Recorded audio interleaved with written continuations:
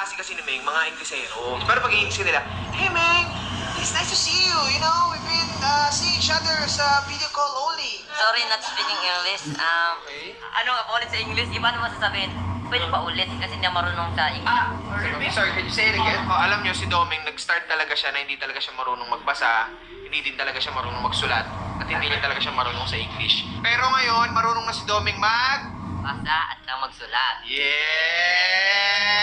Kasi kahit kami, lagi kami nasa biyahe, lagi kami nasa malayo, nag-aaral pa rin talaga sila. May mga kanya-kanya silang laptop. Papasampunin natin si Doming magbasa. Ito, anong basa dito, Meng? Ambrose. Yun! Tapos susunod, ano pa nakasulat? Ilocos. Ilocos. Ilocos Cornic. Yan, very good. Ayan, ano basa dyan? Alocos Bagnet. Very good. Chicharon. Yun! Next naman!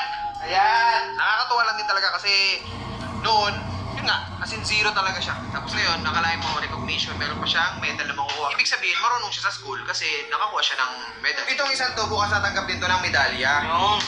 Bukas gusto mo ayusin ko yung hairstyle bukas. Siyempre, first time niyang akit ng stage. Siyempre bukas, pag nandun na sila sa stage, baka biglang may mga tanong. May mga tanong ba yun kapag kasi kapag nakakala mo. Bukas ayoko naman na para kayong nakakahiya ro na. Di ba? Biglang hindi nyo alam mga sasabihin. Pag tinanong ko,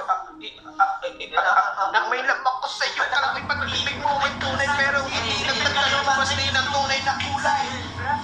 Candidate, how are you feeling for being an honor student? Galing, how are you feeling? May ganon, totoo yun. May ganon grammar. Maraming salamat po sa inyong katangot.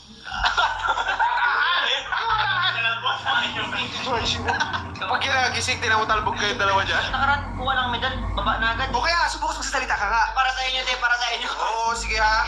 Oh, Jeremiah Emmanuel, with highest honor. Maraming salamat po sa lahat ng umattend dito na mga guro ko. Maraming salamat po na tinuro niyo po sa akin sa buong taon kahit hindi ako pumapasok. Ang kulit ng teacher ko, ang kulit. Si Tomeng pala. Sabi pala ni Tomeng, ang teacher niya raw ay makulit. Dahil? Pinapasayaw siya. Pinapasayaw siya. May magkikita na kayo bukas! Congrats, Ray! Ano ka? Kinakabahan ako. Kasi nga, yung dati ba yun sabi niya, ito sayawin mo to. Nagugulan ako, miss na mag-aral na ako. Sasayawin ko ngayon. Oo. Inag-ano ako sabi ko, ma'am, ang kulit niyo po. Sabi mo? May award ba talaga ibibigay sa'yo bukas o bukol? Ha? Ang Jeremiah Emmanuel, with highest honor. Pangmol? Kurakot kami. Ito? Hindi ako niniwala. Hindi ako niniwala. Sige, check mo sa salamin. Pero niya. Jo!